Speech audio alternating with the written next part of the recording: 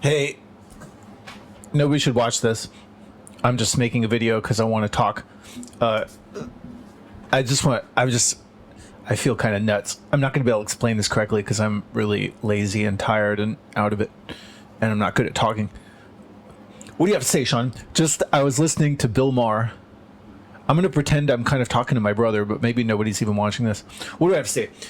There's a movie that I was watching this Bill Maher.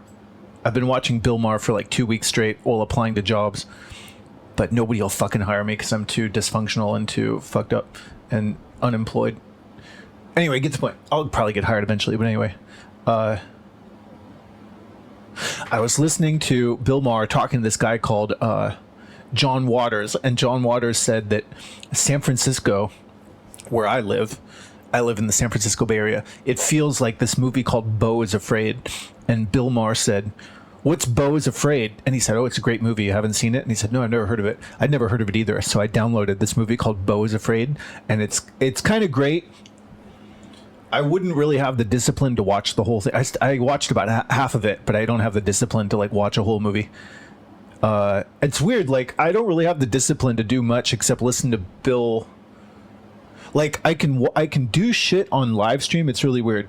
Like, I notice, like, I like to be perceived doing certain things or imagining that somebody could be watching me.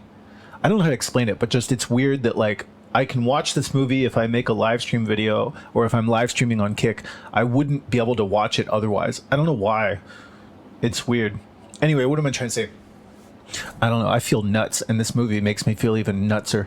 But it's like I took some weed gummies like a week ago, and it made me feel like, oh yeah, I forgot about how like drugs can just kind of make me feel nuts just by realizing that there's like other perspectives to see life, and it makes me feel like, oh dude, like life is kind of crazy.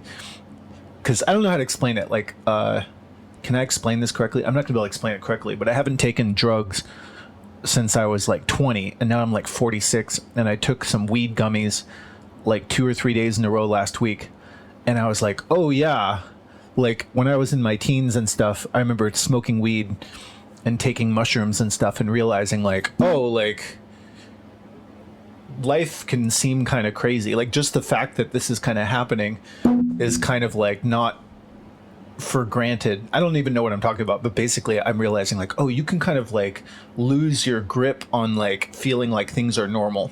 Like when I smoked weed when I was a kid, I was like, oh, this is like happening and this is kind of weird, as though there was some other way, like as though there was something else besides this happening. I remember that feeling of just like, oh, this is fucking weird, and I haven't felt that for like a really long time, so it makes me feel like a little crazy. Because what am I trying to say? So I don't know, but basically I can't feel as crazy as I did when I was 20, but I hate that like fear of just being like what the fuck is this place? I don't know how to explain it, but anyway, so this movie kind of exacerbating this. There's this movie called, you shouldn't watch this, but there's this movie called Beau is Afraid. One thing that's kind of consoling, like if I was saying like for the last few years that I've started to feel like life feels a little bit like a nightmare, just being this age. But it's nice to watch movies that I realize like there's kind of a consoling feeling as though, oh, I'm not alone. Like there's other humans who are doing this life experience thing, and some of them kind of can eloquently document like a perspective about like, yeah, life is kind of fucking weird. There's like what I like watching about this movie Beau is Afraid is it's made by some other human who's kind of like this is like fucking weird. Like this is people can be like this. Aren't people kind of like this? Like when I watch this movie Beau is Afraid, I'm like, dude, that's how it fucking is. Like John Waters was talking about like how San Francisco feels like this movie called Beau is Afraid. And so I watched it, I'm like, dude, that's it's like an extreme version of just like kind of some shit that I feel too, which is basically like the beginning of the movie just has all these people kind of like living in like anarchy, and there's like some guy being like, hey, like we're trying to get this guy to jump off a movie, and I'm like, isn't that like awful? Like that's kind of how people are. Like if I go on to Omi Chat, I don't know if people were always like that, but there's something about like the last 15 years. I guess it's like when I listen to, I've only lived in San Francisco, so when I listen to John Waters, he says that San Francisco feels like this movie Beau is Afraid, and my general sense from listening to all these other people is that like San Francisco is so liberal that they're just like, fuck it, man, whatever. They don't have enough structure. There's people like me and people who are so liberal that they're just like, yeah, like religion is bullshit. Like there's probably no God, there's probably no soul, there's no purpose, like there's no meaning to anything. And if you really get like that, there can be like no reason to be good. So basically one of the things that I want to say, probably no one's watching this, but one of the things that I want to say is that like I'm fucking wrong. Like I'm a dysfunctional person in my dad's basement. I'm not married. I can't keep a job. Whatever I'm doing, I'm not doing life right. And so you shouldn't be like me. If you're watching me, you should probably, I don't know what the fuck I'm talking about, but I wish that like, first of all, I wish I was like strong enough to do adult life, but also like it's probably really a good idea to like believe in God and believe in like heaven and believe in like purpose and stuff, because you can just kind of be like, fuck it, man, like whatever. Like this movie Beau is Afraid. First of all, like people can get like really awful if they think like nothing is good or bad, like there's no meaning to anything. You can just have this like Schadenfreude shit where people are like, haha, like world star, let's see this guy kill himself. Like that makes life feel like a fucking nightmare. It seems like you gotta like, I don't know, what am I trying to say? Just like, I feel like this movie kind of is somewhat showing that like, yeah, life can feel like really like a nightmare if people just admit that they don't even care. Like I feel like when I was a kid in the 90s, at least people kind of like pretended to care, and they at least pretended there was a God, and they pretended that like there's good stuff to aim for. But now, like, at least in California, in my world, there is kind of like a feeling of just like, fuck it, man, like whatever, we're all gonna die, like no one cares. And it's, you can get kind of like disgust, like basically this movie kind of shows all this like awfulness. And it's interesting, nobody's watching this, but it's interesting to me how the older I get, the more and more I'm like, oh yeah, like life can only really go like so many ways. I wonder if this is a common thing that happens to older people, is like the older I get, I'm like, of course this shit's gonna happen. Is like they have this guy like basically doing some gay like half naked dance on the street, and it's like of course people like me or somebody else are just gonna be like, fuck it, man, let's just like prance around naked because there's no God and there's no purpose, and just I want to feel alive, and I'm just gonna do whatever I can without breaking any laws. And of course like a place like San Francisco would like tolerate that, but it's probably good to like not tolerate that. It's probably good to like, maybe America really is like too free. But anyway, there's all these great scenes in this movie. There's this scene where like this guy's like, get away from me, and there's this like Santa Claus guy approaching him, and then there's this guy who's covered in like tattoos, and it's like of course that shit's gonna happen. Is like, I feel like if you just kind of admit that like there's no God, there's no purpose, there's no soul, and if everybody starts thinking that and realizing there's not necessarily any inherent meaning to stuff, and that we're just kind of like stuck on a fucking rock and we're all gonna die, and just whatever, man, like we're all gonna be in the dirt, like fucking YOLO. Of course there's gonna be some people who just be like, look how extreme I can be by like just I'm gonna tattoo my face, and people go like, oh, he's so hardcore, he's so extreme because he tattoos his face. Of course people are gonna see like how extreme they can get, and they're just gonna dispense with anything other than like primitive, like, let's see, I'm more hardcore than you. And of course that shit's gonna happen, and people are just going to be like, bah, like fucking nasty, and trying to outdo each other in their nastiness. And so like there's this guy who like tattooed his eyes and he tattooed his face, and I see that shit all over the place, as everyone's just being like, fuck it, I don't give a fuck. And people go like, yeah, like that's so cool, look how he has no fucks left to give, it's so cool how little I care about anything, I'm so hardcore. And that shit's like fucking everywhere. And so anyway, this guy, and then in the meantime, this main character totally is kind of like, I feel like basically like a guy who's like 50, and like in the movie he's kind of dressed like a mental patient, and just everybody around him is like, fuck you. Like his neighbor is like yelling at him saying like, I fucking hate you. And that's how it is in my neighborhood. It's like I have a neighbor next door who wrote something on, like it really is, life does kind of feel like this for me.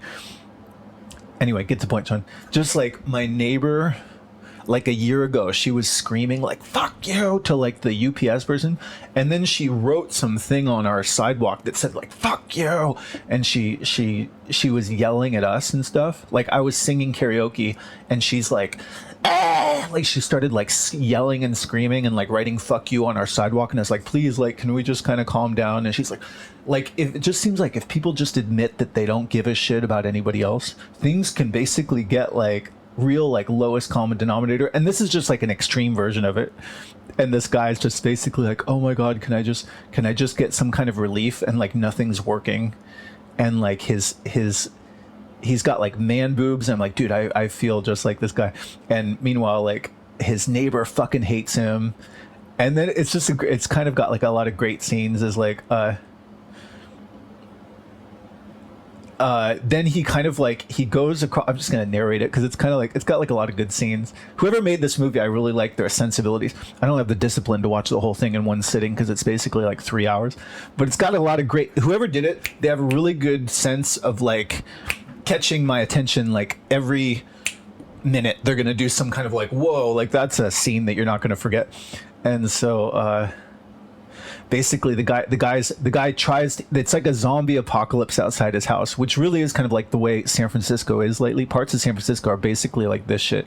Is like just yesterday I was coming back from the dog park near where I live in San Francisco Bay Area, and I saw a guy just like this, just shitting out in the street. Like that really happened. Since that was yesterday, I was driving home, and there's just some guy who's all fucked up on drugs. He's all skinny and wasted away, and he's just got his ass hanging out, and he's just shitting and dumping shit on the street. Right, like people are just passing by, nobody's helping him or anything like that, and that shit's like really fucking happening.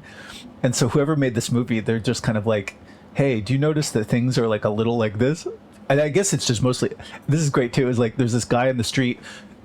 There's so many like great little moments in this movie. There's this guy in the street who's jabbing the eyes out of some guy on the street. He's just like, he's like stabbing the eyes out, and he's looking up at him like smiling. And so the guy tries to like leave his place, but he doesn't have the key, I guess. And so he props open the door, and all these zombie apocalypse people just start walking into his apartment, and he's like, fuck. And then like they have like a party in his house. Anyway, what's more, I don't know, it's kind of stupid. Like you should just watch it. I'm talking about it with all this enthusiasm.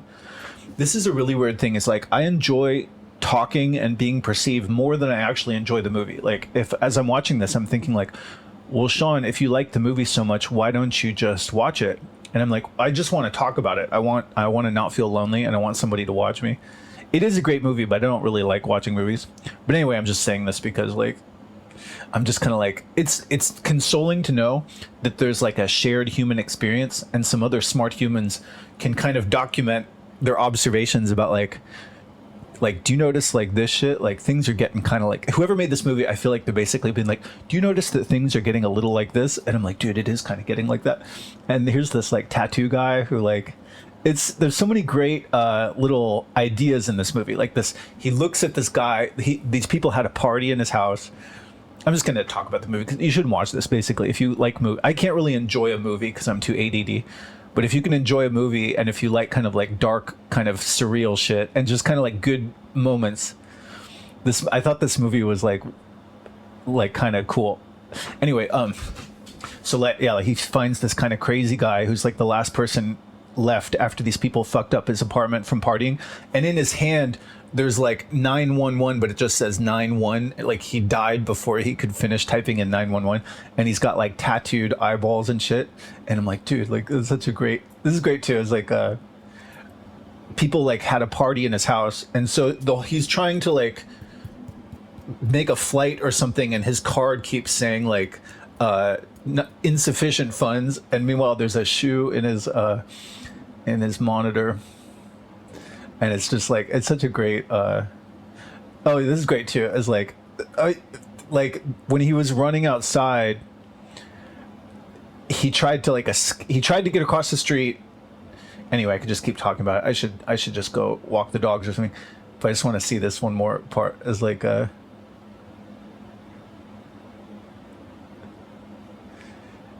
it's just like everything's kind of chaos. Yeah, this part's great. There's a guy like jabbing somebody's eyes out, and he's like looking at him like a crazy person. And then he tries to he gets across the. I wish I could play this. Can I play this without getting a ban? I don't know. Maybe this will probably get like a copyright infringement. But this is great. It's like he runs across the street trying to get across the street past all these like crazy people, and this one crazy guy comes up next to him and goes like, he says, please help me, please help me, please help me, please help me. And it's like, dude, that's how it is. That's how it is. Actually, fuck it. I can't really upload this to YouTube because I don't want to get a copyright strike, but I can play it right now.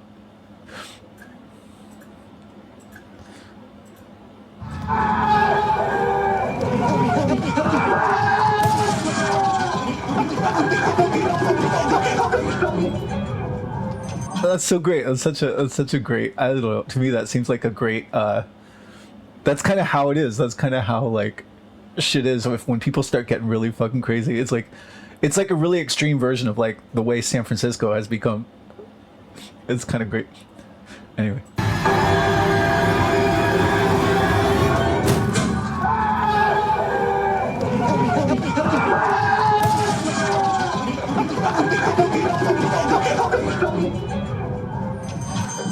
Anyway, that was like my favorite part in the movie so far. And then there's a guy up on his ceiling. You know, nobody's watching this, right? But just for the record, a phenomenon I've kind of noticed about a bunch of movies that I've seen. One of my favorite movies of all time is a movie called Transformers from 1986. And I feel like there's a thing that happens in movies. Sometimes I don't watch a lot of movies. But there's a thing that happens where you can feel that whoever made this movie, maybe I'm wrong, but you can feel that whoever made this movie, they put a lot of effort into keeping your attention for the first half hour. Like the first half hour of this movie is like, I can't stop watching it. But then by about the hour mark, this was true in Transformers 2, my favorite movie, there's kind of a feeling of like, well, we got their attention. They're not going to leave the movie theater now. We can kind of like phone it in now. And I feel like the movie started to sort of like lose my attention when the guy got high. There's a thing in improv acting. I was taking these improv acting classes, and the actors in that improv acting class said that one of the rules of improv is you can't have people start using drugs, because once people start using drugs, it's kind of like anything goes. You don't even know if what's happening is real or not, and so you're just like, whatever. This is no longer believably, like, I don't feel like I don't even know if this is real anymore, and so you're kind of like, whatever. They can just do nonsense now, and so that kind of lost my attention. Is like once this guy got high here. But dude, there's so many great scenes in this. Like these girls are these like little nasty bitches, and they're just like, aren't you a little old to be crying for your mother? And it's like, dude, that's how it is. That's how it is. It's like when I went on to Omi Chat, there were all these nasty like teenage bitches who were just like, you're old. And I'm like, dude, that's like the kids now are fucking like little hellion monsters. The women are so fucking awful and nasty like this. And they're into some boy band person, and they're really shallow, and they're just like, not even trying to be nice. They're just like, I hope you die and stuff. And it's like, dude, that's how it is. Oh, there's so many scenes in this movie where it's like, dude, that's how it is. That's how it is. And then like, there's like some crazy uncle. What's really kind of surreal about this is how like, probably no one's watching this, but on the off chance that my ex is watching this, you shouldn't watch this because like life kind of imitates art and art imitates life. And so many of these things are like, there really are only so many ways that life can go, where it's just like, of course this shit has happened like multiple times. Like basically, like this girl kind of reminds me of my ex to some degree, in the sense that she's kind of, at least when I was with my ex like 10 years ago, she was kind of crazy. She was taking a bunch of pills, and she lived in this house where these parents had this son who was like a war hero, and he was a, like they have, it's kind of similar to the situation that was in my ex's house. Is like they had this painting of their fallen son, and then in this house there's kind of like these kind of Republican type people kind of trying to keep it together, and they have like a picture of their son on the wall, and I'm like, dude, like there's only so many ways life can go. It's kind of like the older I get, it's just like, does kind of like similar shit just kind of play out like all over the world? And then this movie kind of takes it to a bunch of extremes. But then just like that life, there's some crazy uncle guy who's living in a camper in the backyard, and it's just like, I guess this shit is just kind of happening like all over the world. Like I know, just, you know, I've lived at houses where they have some crazy uncle guy who has some camper in the back, and the uncle's kind of nuts. I'm kind of a crazy uncle. Like it just seems like when I watch this movie, it's just an extreme version of just kind of like just the way kind of like a lot of life can kind of seem today. I love that. It's just great. Like the this uncle guy is like really kind of like nuts, and he's doing all this. He's fighting like imaginary bad guys out in the backyard, and then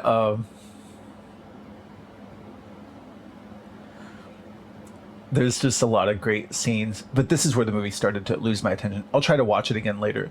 But then the uncle tries to come in and kill the guy, and they start trying to like sedate him with like Thorazine, or they're like, oh, he has some kind of episode something, and he's like, they're trying to like sedate the uncle. It's kind of great.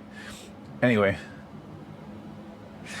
just but the thing that comes to mind is just that as crazy as life is, and as kind of like as much as I feel like life is a nightmare right now, it's nice to look at like really smart people like Bill Maher and John Waters and whoever made this movie and know that there's other humans being like, yep, like life's kind of fucking weird, and here's some weird ways in which life can kind of go in some kind of extreme form. And I like that there's intelligent people out there who are more intelligent than me, who can kind of like make a mockery out of life, like kind of like Shakespeare, and they can go like, yeah, like this shit kind of tends to happen in some sort of comical way. And it's like it's nice to know that life is kind of a shared experience, even if it's if it's dark and it feels like a nightmare. There's smart people who go like, yep, it's kind of fucking weird sometimes, and they make some little parodies of it, and that's nice.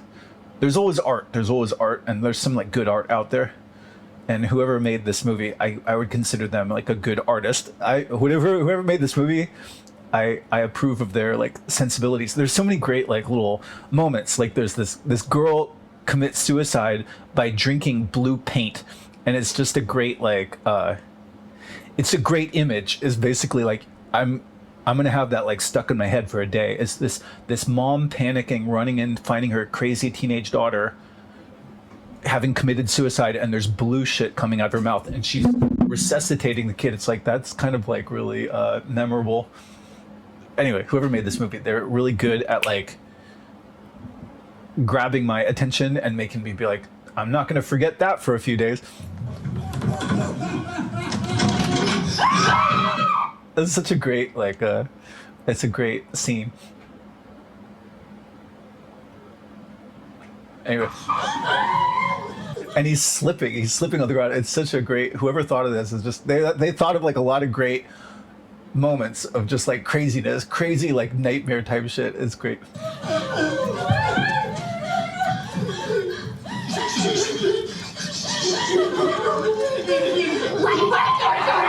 And she's yelling. It's just like really intense, like worst night. Anyway, what's the point? Not for, actually, probably no one's watching this, but like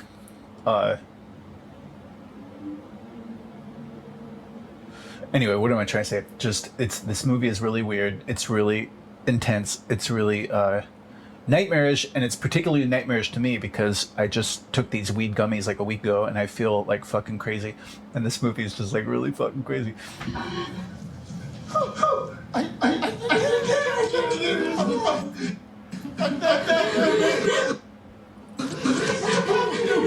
Jesus Christ, that's fucking like, that's a crazy scene. Anyway, I don't have the discipline to watch the whole thing. Can I watch the whole thing? No.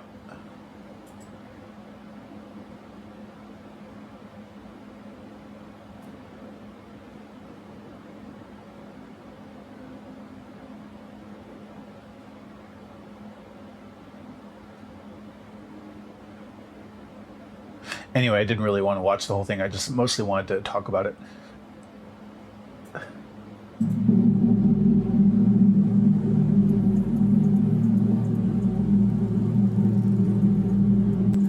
I wonder if there's like a worldwide, I wonder if it's just America, or I wonder if there's a worldwide feeling of just kind of like life's getting kind of crazy.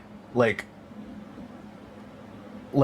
people have kind of dispensed with, like, I don't know, life does kind of feel like a nightmare increasingly to me, because like as I'm watching this, I feel like when I'm watching Bill Maher, and I see this a lot, is I see some guys who are successful smoking a cigar and being like, we're successful bitches. We're up here and you're down there, and you should just bask. You should be like, oh, you're so good. Like, we wish we could be like you. Like, that feels really kind of disgusting. Is like, I'm kind of like, is that it? Is that like, I hope there's some like better shit in life, but at least in my world, I'm just noticing that like, is that the best that kind of people can do, or is that what I'm aspiring? Is that the best that I've aspired to do? Is like, I want to be a YouTube star so people can be like, oh, like I wish I could enjoy life and conversation like you. Because like when I listen to Bill Maher, I feel like that's what these guys are doing. Is they're like, we're successful and you can listen to our conversation, and like we're up here and you're down there, and that just seems like kind of like awful. And they kind of even say that, they kind of just say like, we're better than you, and you know, people's lives are so sorry, but we made it to the top and you can just enjoy watching us. Like, that seems like really fucking awful. And there's all sorts of shit like that. Like, there's just kind of some shit about like, wasn't there some like good wholesome stuff to shoot for back in the 90s? And or was it always kind of like bullshit and awful? Or I don't know. Anyway, that's kind of, I'm so isolated as like, I hope there's like some good wholesome shit. Anyway, but I want to ask, because I don't have any friends and nobody's probably watching this. But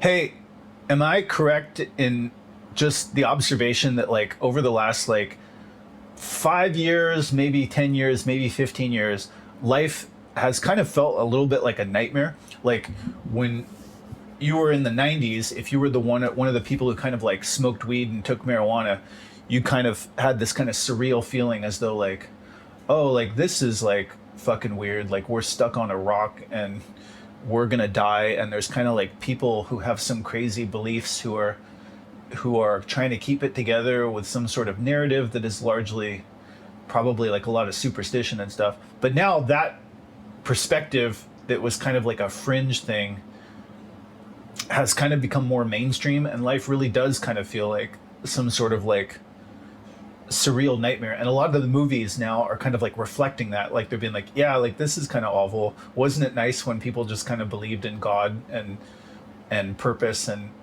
you know, maybe America's too free. Like, maybe we should just believe in like great leader, and that he has a plan, and that our leader is like a god, or like maybe the North Koreans or the not so free people kind of have like a better thing. Like, maybe it's good to believe in something or someone rather than just be like, nobody's special. Like, there's no magic place. Like we're all fucking just fallible monkeys, and there's no one meaning. There's no fucking magic people, and just, we're all gonna die, YOLO, whatever kind of fun you can have before you're dead, like have at it. Just, is there kind of like, is that a sentiment that's become like kind of like a worldwide thing, or is that just an American thing, or is that just me?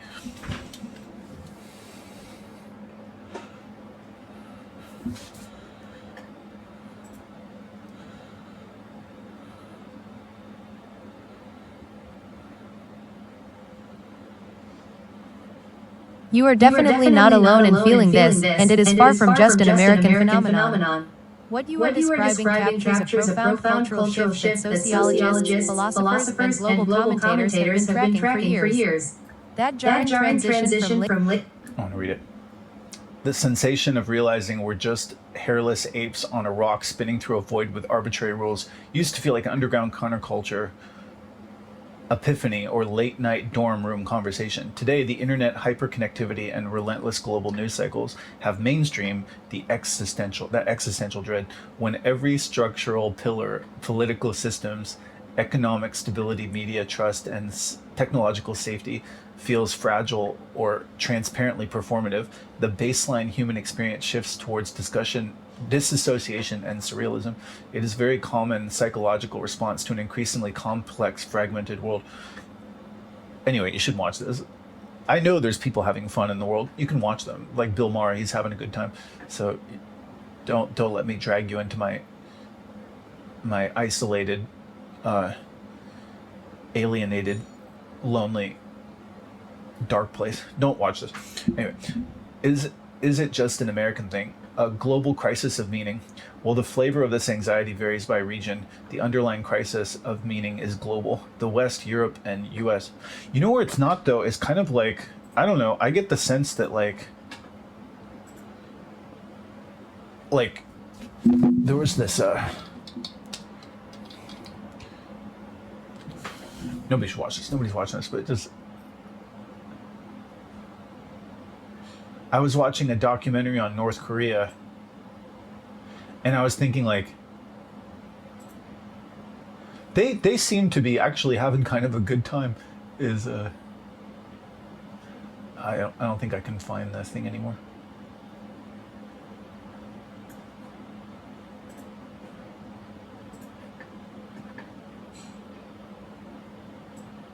Anyway, there was some sort of documentary on North Korea where they just showed like people dancing, like everybody in North Korea. They're kind of just being like, well, like, we believe our leader is a god, and we believe the narrative that great leader says, and like they're just kind of dancing and just kind of having fun.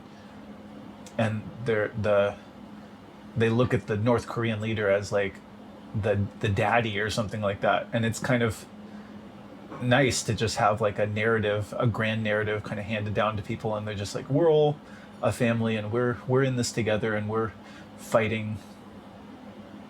Like, I wonder, basically, I can't find it, but there was some documentary I was watching where they showed people in North Korea just kind of, they just dance. I guess they do other stuff too, but it seemed like they seem kind of happier in some ways. Anyway, but who knows? There's lots of different people.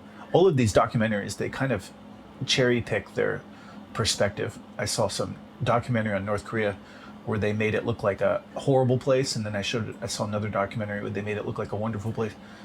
I guess you can do that with anything. Anyway, the West. Post-industrial democracies are grappling with what sociologists call the secularization paradox. As traditional organized religion and local community structures faded, people gained unprecedented personal freedom, but lost built-in communal narratives, shared objective truths, and existential safety nets. Right. East Asia, particularly South Korea. It was nice, like when I was in the 90s, it was nice feeling like somebody knows what's going on. Like there's some like adults somewhere who kind of like, somebody knows what's going on. Like there's some like divine people, or there's some magic people, or there's some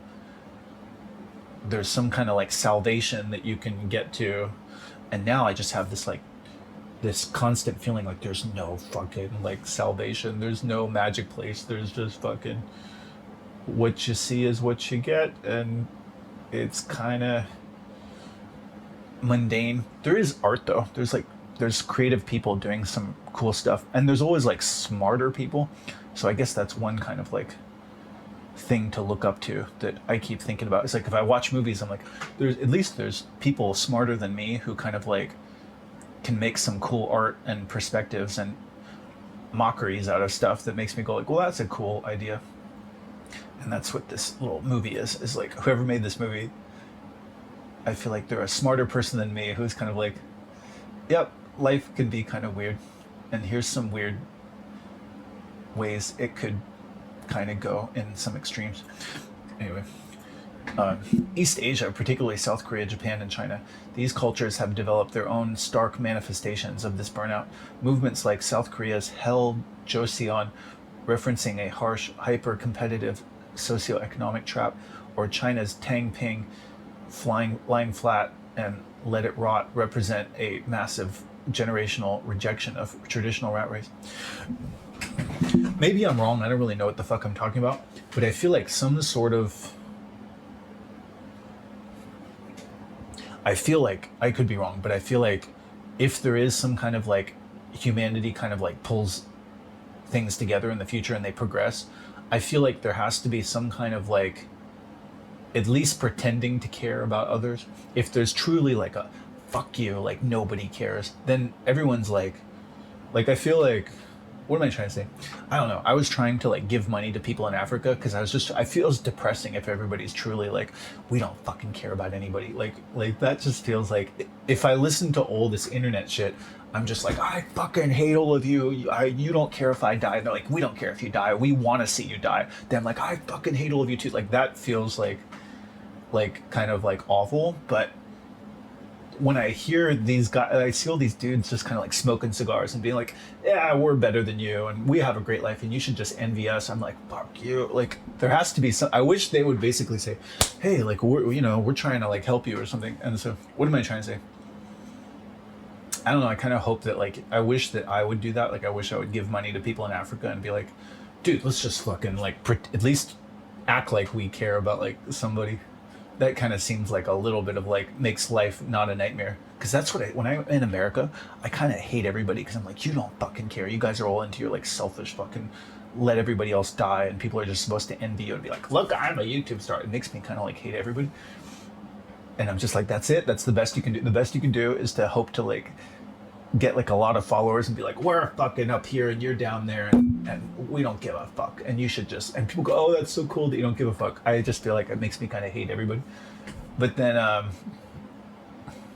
so I feel like some kind of salvation would be like, okay, like maybe nobody cares, maybe they do care a little, but let's just like, can we just like pretend to fucking care? If it became cool to like pretend to care, if they had like some kind of transparency. Sam Harris was saying that like, if you just had, so everybody's lives were kind of transparent, and then people were like, well, you can like just kind of be totally selfish and not care, but everybody's going to kind of see that, and it'll become kind of cool to be like, hey, look, I like tried to help society or I help somebody.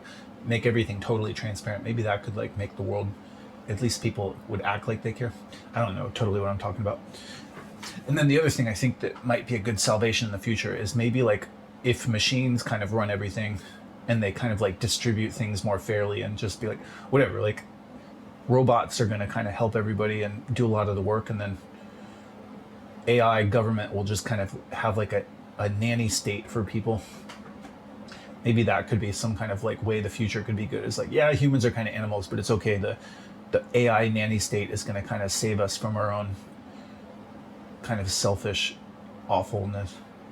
What's fun? I don't know what I'm talking about, but anyway, these cultures have developed their own stark manifestations. Okay, so already read that. It is in the exact same conclusion. The official narrative of working hard for a guaranteed good life has broken down, leaving behind a cynical, exhausted nihilism. That's not good. Global authoritarian leanings. Your observation about people craving a great leader or rigid structure touches on a massive international trend. When freedom feels chaotic, lonely, and terrifying, human psychology historically reverts to a desire for a strong man, protection, absolute certainty, and tribal belonging. People are exhausted by responsibility of being their own authorities in a chaotic universe, making the appeal of a strict authoritarian narratives globally potent right now. Yeah, it's kind of like, I almost kind of feel like if I look at North Korea, it just seems like maybe it's just good to just have some person say like, here's how it is, here's the rules, and people go like, okay, like, thank you, great leader, like, hey, somebody's running things, like, we'll just dance and stuff. It's kind of, I would imagine that would be kind of comforting to have some kind of like a god, to have a god to look up to and be like, somebody's taking care of things. They got it figured out. Some god, like, he has it figured out. As opposed to just like nobody has it like figured out. Like just Donald Trump's like some fucking fool. Any fool could just get popular and just be like, hey, like let's run the government. What's this fucking shit do? Like that's kind of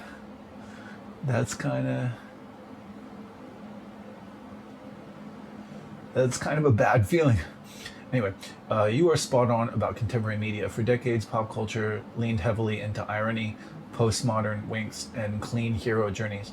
Over the last decade, that shifted sharply into the rise of prestige nihilism. Movies and TV shows frequently lean into cosmic absurdity, bureaucratic dystopias, and multiverse despair where nothing ultimately matters, or where characters are ground down by systems beyond their control. Well, it's nice. I feel like there's one good thing, which is just that like there's one kind of consoling feeling is that like if I watch this, I was watching this movie called Beau is Afraid, and I'm just like, oh well, at least it's not just me. Like there's a world, like a lot of people feel like oh like there's a feeling of like we're in this together. Other people are kind of noticing, and humanity. There are a lot of people who are like, I hope we find a better way to do this, because a lot of these old ways have kind of broken down, and we're just kind of like, all right, like there's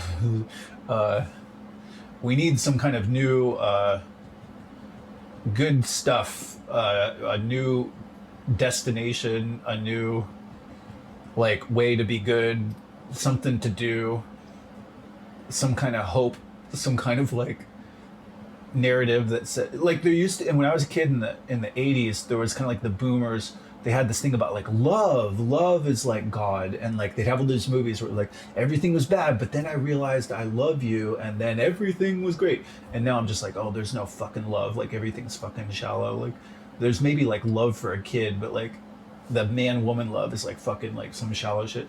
And so like I feel like there needs to be some new like salvation, some kind of like it's good. Is something better than like some fucking like shallow shit. Anyway, I don't know what I'm talking about.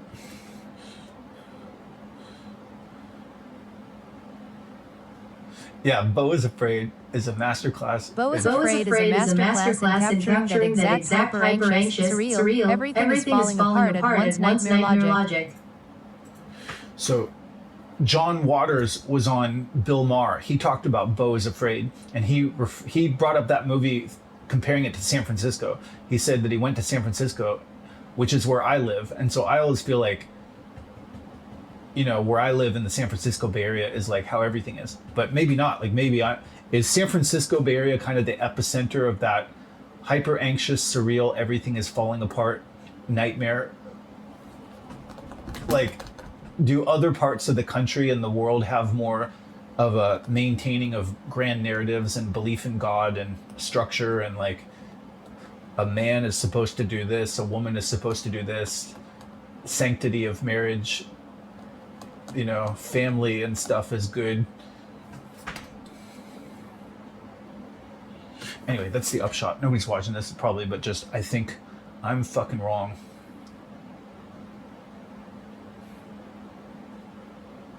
That comment by John. Yeah, basically, I'm fucking wrong. I think when I listen to these people, anyway, get the point. Basically, like I'm wrong, and San Francisco is wrong, and I'm in San Francisco, and so I'm sorry for any kind of like perpetuation of nihilism. Probably no one even watches this, but just it's probably good to fucking believe in something, and it's good to have hope and believe in like purpose and God and love or something. It's probably good to like, because otherwise shit can get fucking San Francisco crazy. And anyway, this movie is like, it's that really is, like San Francisco really feels like this. At least it did like 3 years ago. Maybe it's getting a little better. It's so great. There's like a fucking dead guy. Anyway, that's all. And there's like some fucking crazy dude just staring off into fucking space. Anyway, nobody should watch this. It's like, that's how it is. That's how it is. There's some guy doing some gay dance. That's like me. I'm doing gay dance in my room. Just like, whatever, man. Like, we're all gonna die if there's no rules. But it's good to have like some fucking rules, I think. And some decency, and be like, you can't just fucking do some gay shit half naked on the street. Slap. These people need to be slapped. I need to be slapped. San Francisco needs to be slapped to be like, you can't just fucking just do some crazy shit. You guys are too fucking free. It's like, of course people are gonna do some shit like that. Anyway. Also, it's nice. I like the feeling of just like that we're not alone. Like, I love the feeling of just sometimes I'm like, dude, am I just going crazy? It's like, no, you're like somewhat of a product of your time and your environment. And a lot of people are going like a little crazy. And so that's a good feeling. It's like not being lonely.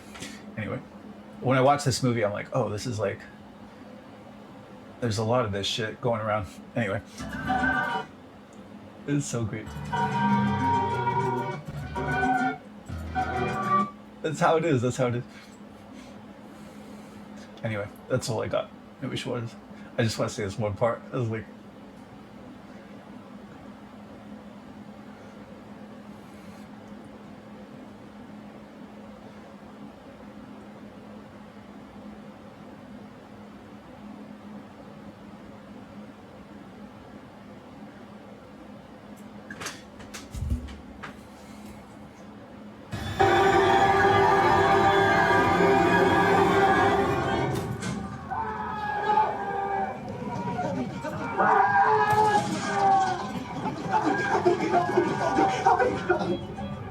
that's my favorite. That's my favorite scene in the movie so far. I'm like, dude, that's how it is. That's how it is.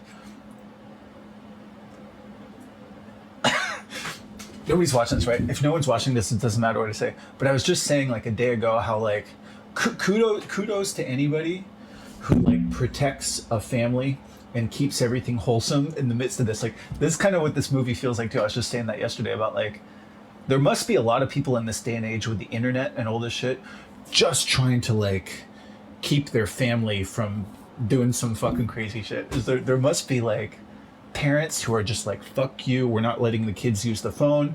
It must be really hard in this day and age to keep a whole family going to church and believing in stuff and having goals and purpose and not getting some psychological disorder where their kid is like suicidal because people are just saying all this nasty shit on social media.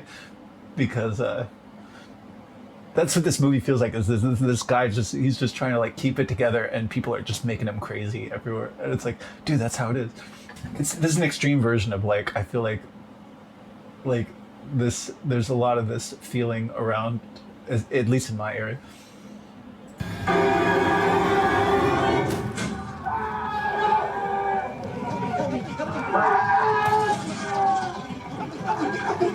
But see, okay, so no one's watching this, right? But the comforting thing about this scene is that, like, even though when I watch this movie, I'm like, dude, life kind of is like that. It's not all like that because this was made by people also. Like this movie, what you're really seeing is you're seeing a bunch of actors and smart people being like, yeah, don't things feel like a little bit like this? So what that tells me is that like there's smart people who basically kind of are like able to make fun of all of it at the same time, and that's like a consoling thing. Is this movie was made by artists and creative people who are able to like observe life and be like Shakespeare being like, isn't this kind of funny? Like, doesn't shit kind of seem like this sometimes? And so that's a nice feeling. Is like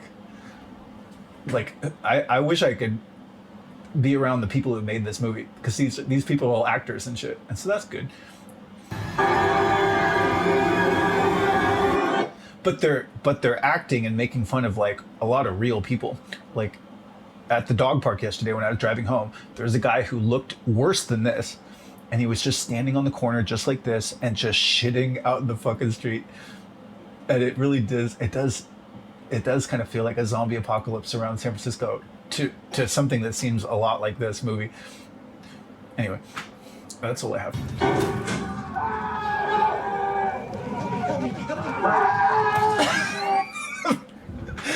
I love the guy. This guy is jamming the guy's eyes out. Anyway, this is great. This is great.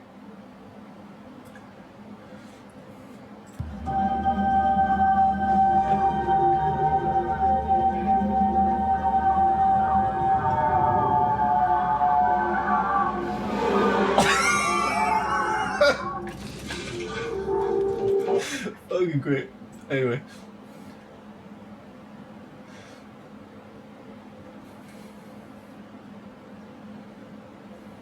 Anyway, okay, that's all I got. That's all I have to say.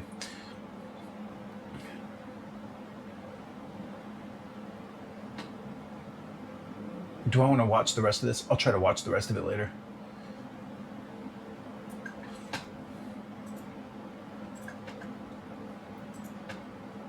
Hey, I was briefly interested in this movie called Beau is Afraid, and I noticed a phenomenon that I observed in other movies like Transformers from 1986. In Transformers from 1986, is there a common sentiment that like whoever made that movie, they stuck a lot of effort and thought and care. They put a lot of love into the first 30 minutes of the movie by design because they knew that like they had to keep people's butts in the seats to get them to like stay for the whole movie. But then by like the halfway mark of the movie, there was kind of like the movie kind of lost steam, and you felt like people started to kind of phone it in. There was kind of a feeling of like, we've got their attention already. We don't have to put quite as much effort into this part of the movie because people are already glued to their seat. Is there a similar feeling for Beau is Afraid? Like, I feel like somewhere around the halfway mark, I started to sort of like lose my attention. But the first 30 minutes were just really gripping and full of like a lot of great moments. Is that sentiment shared by other people on the internet?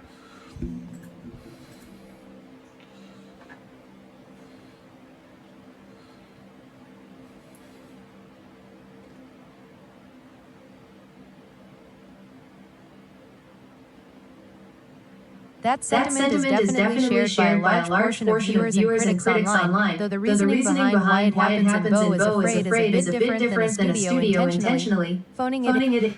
Drop off after the 30-minute to an hour is one of the most common talking points in discussions about the movie. Here is how the phenomenon manifests for Beau is Afraid, how it compares to the first half mastery versus the second half exhaustion split. Just like you experienced, a massive number of viewers felt that I like the feeling of just like you're not alone and like other people kind of have a similar shared experience. That's a nice feeling about like life in general. Anyway, a massive number of viewers felt that the opening sequence set in Beau's chaotic claustrophobic apartment building and the frantic neighborhood's streets outside is a masterpiece of tension, dark comedy, and anxiety-inducing momentum. It acts as a relentless thriller where you genuinely don't know what frantic hazard is going to pop out from behind the next corner. However, around the halfway mark, particularly during the forest sequence and the introduction of the traveling play troupe, the film shifts gears radically. Instead of tight, high-stakes spatial panic, it turns into a sprawling, surreal, theatrical dream quest. What internet film communities say about it. When people discuss this dip in engagement on forums like Reddit's True Film or Film Review sites, they generally point to a few. You shouldn't watch this. I'm just running my brain. I don't have a life, so I'm just doing this. It's better than staring at a wall, but I have nothing to say. Like, you shouldn't waste your time on this. Nobody's watching. Generally point to a few specific reasons rather than the laziness of the creators, swapping subtlety for exposition. Many viewers argue that the first half works so well because Beau's anxiety is just happening to him. It's visceral and experiential. In the final stretch, the movie leans heavily into literal grand-scale psychoanalysis, long monologues, and explicit metaphors about motherly guilt. For many, it trades the gripping mastery of what is happening for a very loud, drawn-out message that feels repetitive. By design, not by accident. Ironically, director Ari Aster has actually addressed the exhaustion of the final hour. He has noted in interviews that the movie was intentionally designed to be a grueling gauntlet that would aggressively challenge the audience's endurance. Yeah, just being 3 hours is kind of harsh. I don't think I can watch anything for 3 hours straight anymore. Well, actually, I can watch a podcast. What a movie like 1986 Transformers might lose steam because of shifting production priorities or corporate fatigue. Beau is Afraid loses its audience because Aster deliberately pushes. There's a thing that in my improv acting class, they had a rule where they said you can't have the characters use drugs, because if you're watching a story and some character starts smoking some acid laced marijuana or something, from that point on there's no believability. It's just kind of like, well, now everything can just be crazy and you don't even know what's real anymore. And so that becomes kind of like, it's not like believable. I don't know. To me, that's when the movie kind of lost my attention. It's like once the guy was stoned, there was just kind of a feeling like, well, now anything can go. You don't even know if what he's experiencing is real anymore. And so for me, that kind of lost. That part made me, just like improv acting, it made me feel like this is kind of stupid now because you don't know what's real.